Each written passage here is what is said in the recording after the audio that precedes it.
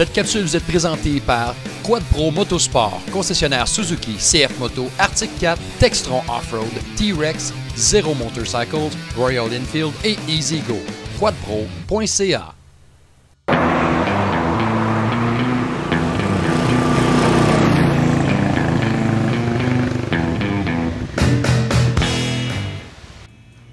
Alors bonjour tout le monde, bienvenue sur motocycliste.net et je suis exceptionnellement avec mon voisin d'en face, Stéphane. Salut Stéphane, comment ça va? Salut, ça va bien, merci.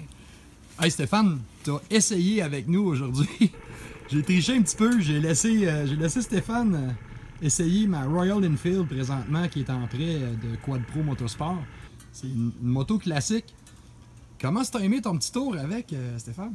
Très apprécié, franchement, j'ai été agréablement surpris, très maniable. Ça, c'est une moto que je prendrais n'importe quand, comme deuxième moto, en fin de compte.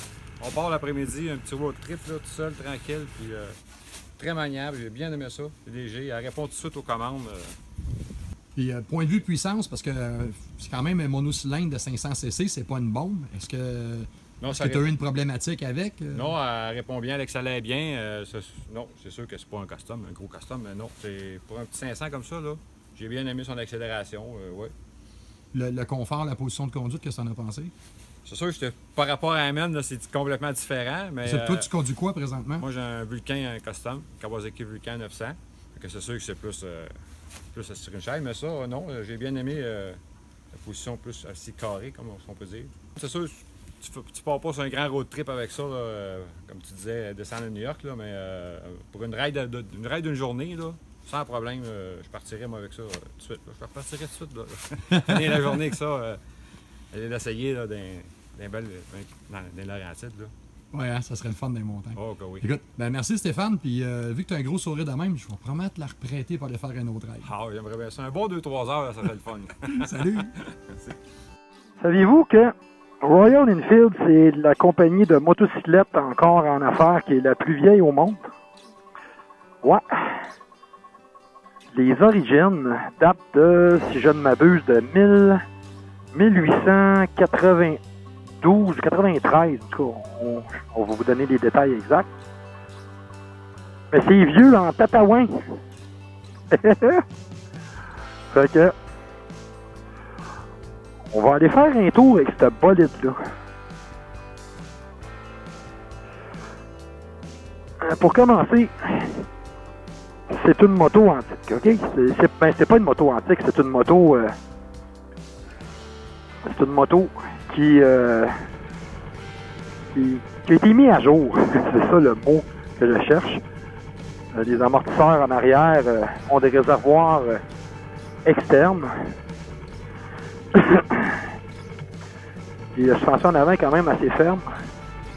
Bien chaussé aussi avec des pneus Avon, qui sont des pneus d'origine anglaise et manufacturés en Angleterre.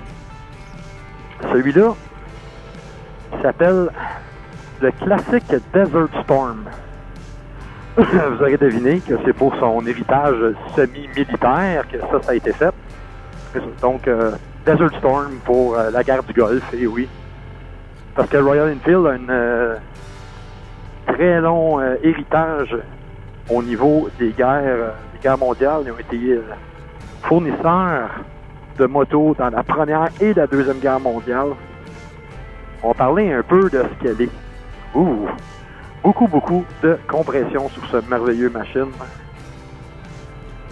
Le moteur, c'est un 500cc, c'est un gros monocylindre. Donc c'est un petit peu... c'est relax, c'est style custom. La position de conduite, c'est très standard, années 60-70. On est assis vraiment sur la moto et pas dans la moto, on est bien exposé au vent. Le speedo, il est très bas, tableau de bord. Point de vue confort, celui-ci, il est monocelle, donc c'est une selle... c'est du sol, mais il y a du spring dedans. Donc, on a des ressorts. Et si on ne serre pas le réservoir avec ses jambes, on ne sent absolument pas les vibrations du train moteur, etc. Bref, c'est agréable. Les vibrations dans les poignées, c'est minimaliste. Il n'y en a pas vraiment. C'est pas vraiment quelque chose de dérangeant. La transmission, c'est 5 vitesses manuelles.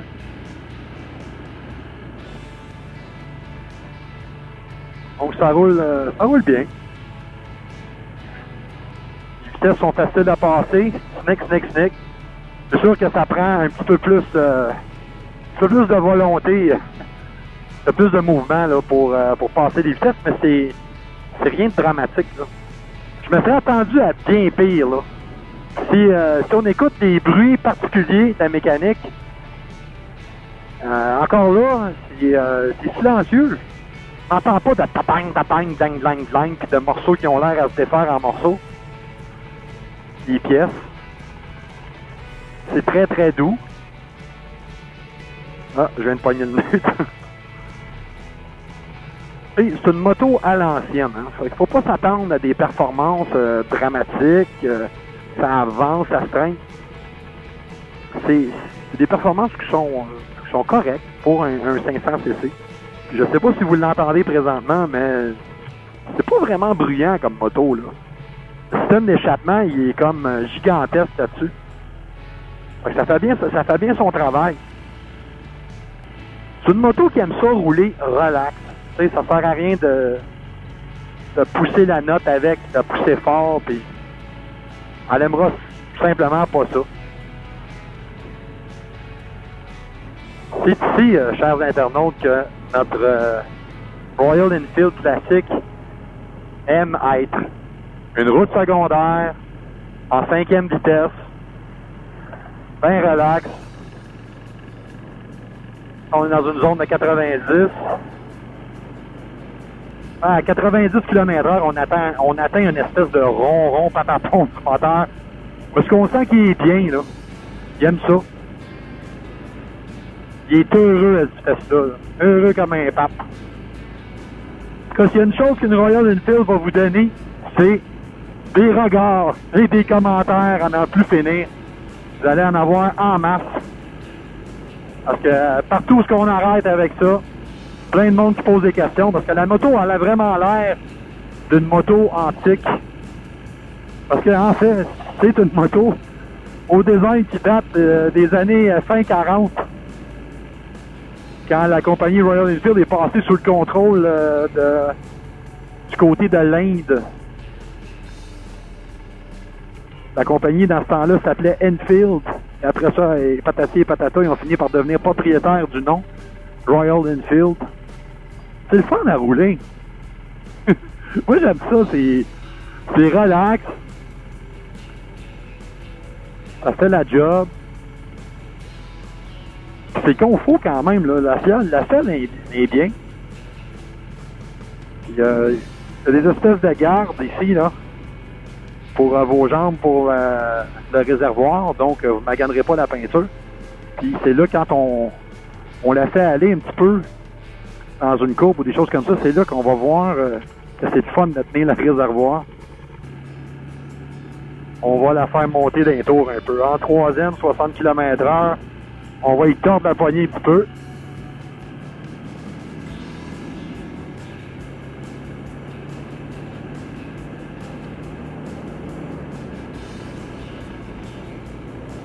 Le 100 km/h est très facilement atteignable. Donc, ça peut tenir le coup, c'est pas un problème. C'est souvent les motos antiques ou les reproductions de motos antiques, ça va avoir de la difficulté là, à tenir une vitesse d'autoroute. Pas en tout avec ça. Même que je crois que cette vitesse de pointe est plus que 140 km/h. On n'a pas de piste privée aujourd'hui, donc on ne pourra pas en faire l'essai. Mais on va quand même rouler un petit peu.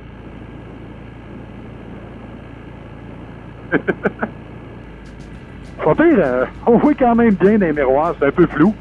Oui, parce que ça vibre, mais les vibrations sont pas énormes.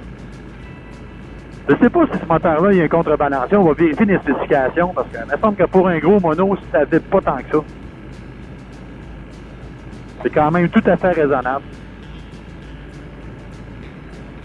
Le son, là, à cette vitesse-là. Là. C'est beau comme son.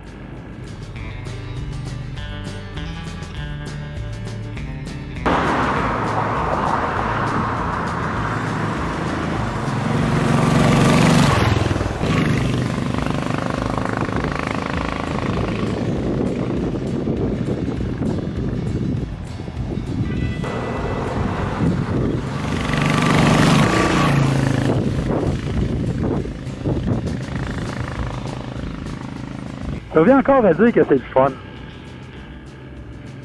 Oui, c'est le fun. Ouais, le bon trou, puis la suspension travaille vraiment bien. Non, c'est pas un B6 Sport. C'est pas un Sport Touring non plus. C'est pas un Adventure Bike. C'est une machine d'une autre époque qui a été, regardez les trous. C'est très bien. Qui était gros, celle-là, il y en a un autre site. Ah, oh, yes! Tu sais, ce qu'il faut comprendre, c'est que c'est la nostalgie, c'est l'envie de faire différent, l'envie d'antan. Tout avec les aménités modernes, parce que cette moto a un allumage complètement électronique et bénéficie aussi de l'injection d'essence. Yep. C'est un des points très positifs de ce bolide. C'est que ça part tout le temps. Tu donnes du gaz, ça avance, ça fait ce que ça fait ce que c'est supposé faire. C'est pas précis, c'est pas... Si tu donnes du gaz dans le fond de même, tout ce que tu entends, c'est du bruit puis un petit peu d'accélération. C'est rien pour s'énerver. Mais à vitesse de route secondaire, on découvre avec un Enfield le plaisir de simplement rouler. C'est pas de grosse puissance, pas de chrome à shiner. C'est simplement, tu roules, puis tu t'amuses. C'est des moteurs qui sont relativement fiables, capables de faire du haut kilométrage. Puis pour le prix qu'ils vendent ça, versus, c'est prix versus fun, espèce de balance. Moi, le balancier, il est direct entre les deux. Bon prix, puis relativement plaisant. Plaisant pour le feeling d'évasion qu'on a. On retrouve pas ce même feeling sur une Super Sport. Même une... je sais pas. C'est pas pareil rouler avec ça. C'est un autre feeling. C'est dur à décrire. Puis tu sais, t'as pas envie de rouler vite avec ça. T'as pas envie de faire du 130 à l'heure, même s'il est capable de le faire. T'as envie de rouler peinard.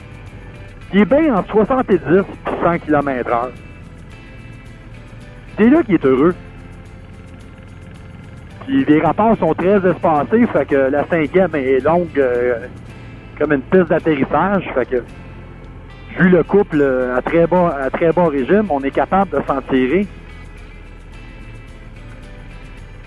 Tu sais, en redécoller à 1800, 2000 tours, j'aimerais ça avoir un contour, mais ça défierait le fait de dire que c'est antique.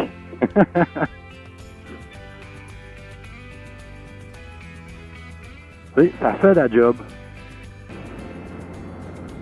Le contre-braquage, c'est une vraie face, là. Parce que c'est tout petit, hein, c'est pas long, c'est l'empattement, la chasse.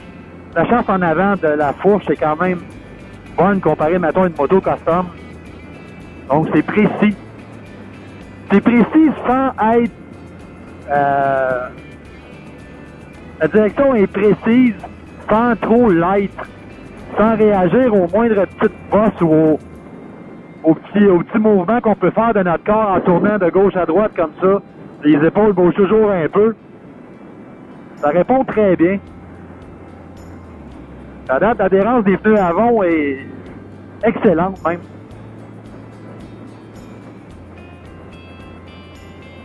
Bref, ça fait la job. Même si c'est au-delà au niveau des pneus. Mais c'est pas extrêmement cher non plus comme moto, là. Je pense que les plus chers, ça détaille 9 000 8 000 même. Il y en a à 6 000 quelque chose, là, avec la même motorisation. Ça dépend des options qu'il y a dessus. Il y a même un petit café racer qu'on se promet, on se promet d'essayer pour vous durant la saison.